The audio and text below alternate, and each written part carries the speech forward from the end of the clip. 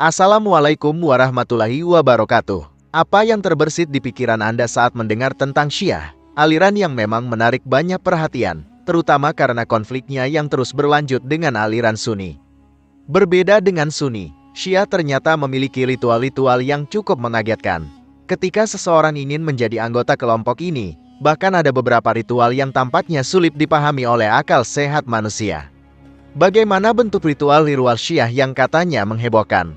Benarkah ada yang sampai melumuri diri dengan darah untuk masuk ke aliran ini? Untuk memperkaya pemahaman keilmuan kita dan menghindari saling tuduh-menuduh, sebaiknya kita memahami perbedaan pemahaman antara kedua aliran ini terlebih dahulu.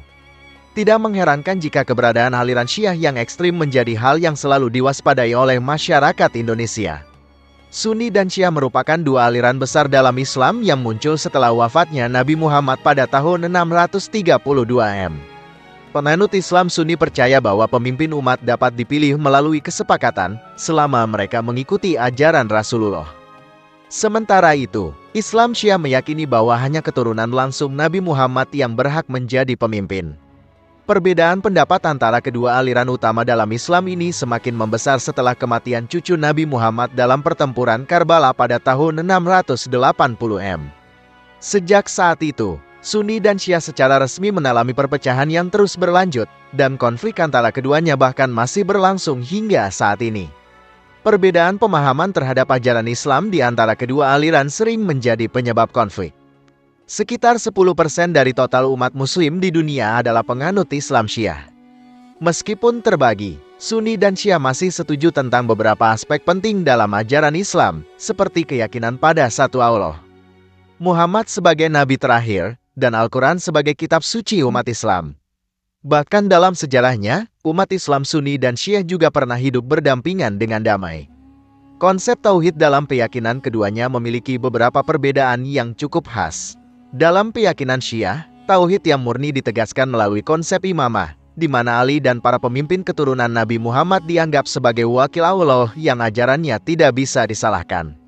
Oleh karena itu, keimanan seseorang dianggap tidak lengkap, meskipun ia mempercayai Allah dan Rasul-Nya dengan sungguh-sungguh, jika tidak diikuti dengan keyakinan terhadap imam.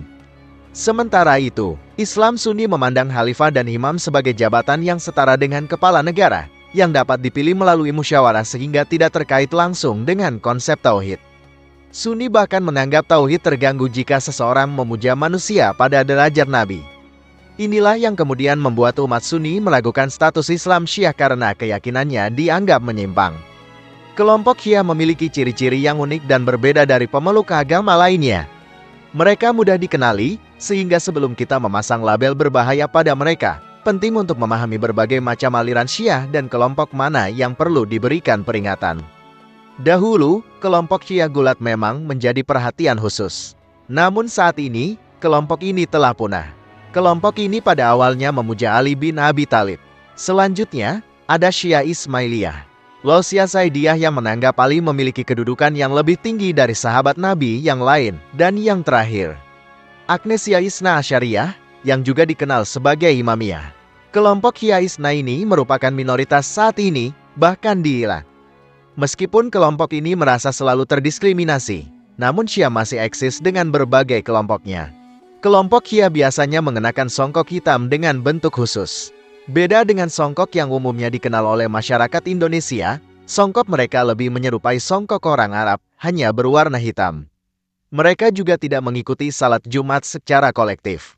Meskipun berada dalam salat Jumat bersama jamaah, mereka langsung berdiri setelah imam mengucapkan salam. Orang-orang mungkin mengira mereka sedang melaksanakan salat duha, padahal mereka hanya menyelesaikan salat zuhur 4 rakaat.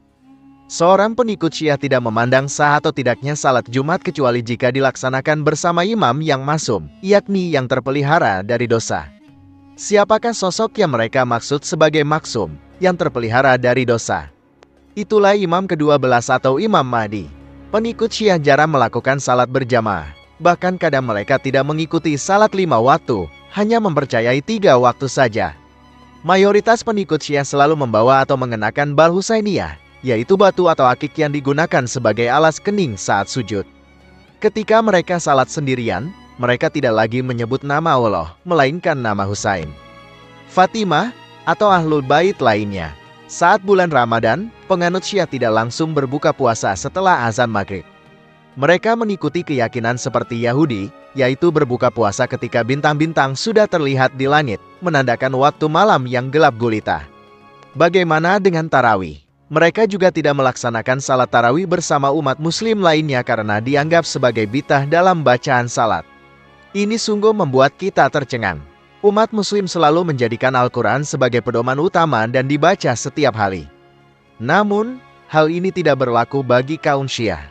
Jarang sekali Anda akan melihat seorang penganut Syiah membaca dan memegang Al-Quran, kecuali mungkin sebagai upaya untuk menutupi identitas mereka. Bagi mereka, Al-Quran yang benar adalah Al-Quran yang akan dipersembahkan oleh Al-Mahdi yang mereka nantikan kedatangannya. Mereka juga aktif dalam membujuk wanita, terutama mahasiswi di perguruan tinggi atau di desa-desa, untuk melakukan nikah mut'ah atau nikah kontrak. Orang-orang Syiah dengan semangat mengajak para orang tua yang memiliki putri, dengan harapan anak putri mereka akan memeluk Syiah, sehingga mereka dapat dengan leluasa melakukan zina mut'ah dengan wanita tersebut, baik dengan persetujuan ayahnya atau tidak. Mari kita lihat praktek pernikahan mut'ah yang terjadi di Baghdad. Dalam sebuah liputan dari BBC, disebutkan bahwa kaum Syiah di Baghdad telah lama mempraktikkan nikah mut'ah, di mana seorang pria dapat menikahi sebanyak mungkin perempuan sesuai keinginannya, bahkan bisa menikahi seorang gadis hanya untuk sementara waktu, lalu langsung menikahi yang lainnya setelah itu. Hal ini tentu sangat menggiurkan bagi para pemuda, sehingga banyak yang tertarik untuk mengikuti aliran tersebut. Selain pemikiran-pemikiran yang berbeda, beberapa ritual ini pasti akan membuat kalian terkejut. Cuplikan video ini mungkin terlihat seperti bayi yang sedang merangkak, tetapi yang melakukannya adalah orang-orang dewasa yang merupakan pendukung Syiah dan mengabdikan diri kepada ajarannya. Pemandangan ini mungkin terlihat aneh dan menakutkan bagi kita. Ternyata, hal tersebut sudah sering dilakukan oleh kaum Syiah. Selanjutnya, yang juga membuat bergidik adalah video berikutnya, di mana kaum Syiah terlihat menggonggong seperti itu. Bagaimana dengan aktivitas mereka yang tidak lengkap tanpa mandi lumpur secara berjamaah? Mereka tidak menggunakan tanah biasa, melainkan mereka mandi dengan tanah herbal yang saat ini dianggap suci dan lebih mulia dari tanah yang ada di Mekah. Bagaimana dengan peringatan Hari Asyura? Di sebuah Muslim Mesia di Islamabad, orang berkumpul untuk memperingati kematian Imam Hussein pada abad ke-7 Masehi, yang merupakan cucu Nabi Muhammad SAW. Setiap tahun, fenomena ini diikuti dengan tindakan melukai diri sendiri, yang dianggap sebagai tindakan mulia oleh mereka.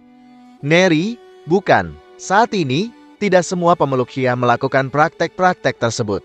Bahkan, tidak ada negara yang mengeluarkan fatwa kesesatan terhadap kelompok Syiah, karena kelompok apapun, baik Sunni maupun Syiah, jika melakukan tindakan ekstrim yang membahayakan, tentu patut untuk diwaspadai.